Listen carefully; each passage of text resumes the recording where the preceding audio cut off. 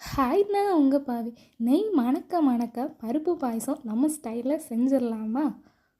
அதுக்கு பேனில் அரை ஸ்பூன் அளவுக்கு நெய் ஆட் பண்ணி சிறுபருப்பை நல்லா கோல்டன் ப்ரௌன் ஆடுற வரைக்கும் வறுத்து எடுத்துக்கோங்க.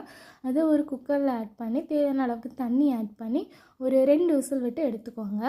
நம்ம வேக வச்சு வச்சுருக்க பருப்பில் சர்க்கரையை நல்லா தூசி எதுவுமே இல்லாமல் வடிகட்டி ஆட் பண்ணிக்கலாம். அதை ஆட் பண்ணி நல்லா மிக்ஸ் பண்ணி எடுத்துக்கோங்க.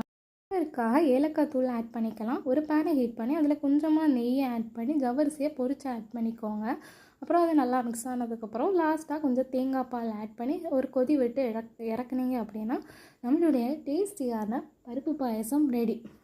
இன்னுமே டேஸ்டி ஆக்குறதுக்காக கொஞ்சமாக நெய்யில் தேங்காவை நல்லா ரோஸ்ட் பண்ணி ஆட் பண்ணிக்கோங்க. அவ்வளோதாங்க, நம்மளுடைய பருப்பு பாயசம் ரெடி.